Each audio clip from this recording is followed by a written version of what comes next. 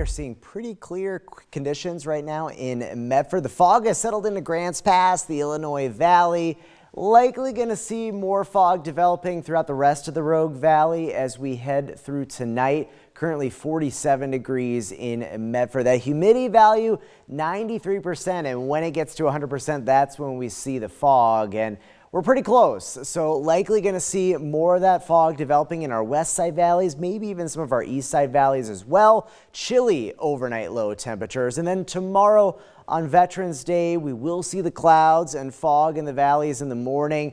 That should lift. Some spots could be a bit stubborn. We saw that in Grants Pass today. It was much cooler than highs in Medford, but at least in the Medford area, we should see a mix of sun and clouds around the noon hour, and then clouds will go on the increase throughout southern Oregon and northern California tomorrow afternoon. It'll still be pretty mild, above average temperatures, but clouds will go on the increase, mid to high level clouds. Not expecting any precipitation. We're going to stay dry, but that's going to change later this week. This is the storm system we're watching. It is showing signs of strengthening, and that's what's going to happen over the next 24 to 48 hours. And that's going to mean not only precipitation moving in, especially late Wednesday into Thursday, but some strong winds associated with this storm system. Take a look at what to expect. The winds are going to kick up starting on Wednesday out of the south. Some of the winds will be quite strong, especially in the Shasta Valley portions of the east side where we have high wind watches in place, and then widespread rainfall moving in, especially Wednesday night into Thursday.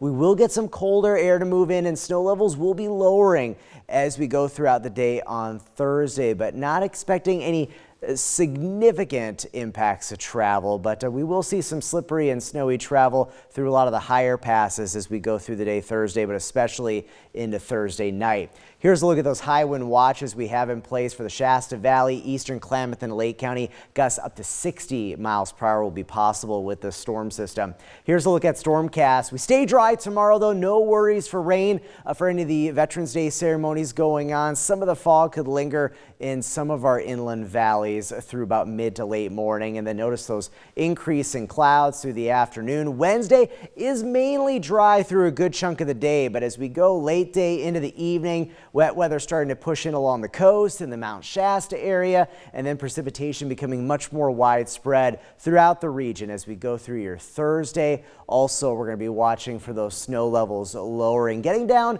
to as low as 4,500 feet as we head towards Friday morning. So there will be some accumulation on our Cascade passes, but at this point it looks like a few inches or so. We'll be having more details on that as we get closer to that system. Likely tomorrow a full look at rain and snow amounts, and then there's more active weather as we go through the weekend, so a busy stretch here. 7-day forecast for the coast. Rain returns later Wednesday into Wednesday night. We'll also have some pretty gusty winds with this storm system Wednesday into Thursday. Northern California trending cooler and wetter later on this week. In the basin, look for those winds to crank up, especially Wednesday night into Thursday. Up in the mountains, lowering snow levels and likely some slippery travel, especially later Thursday on into Friday. And then for the Rogue Valley, looking at some foggy conditions again tomorrow morning. Dry for Veterans Day, but rain chances going up, especially as we head into Thursday, and more rounds of rain expected as we go through the weekend.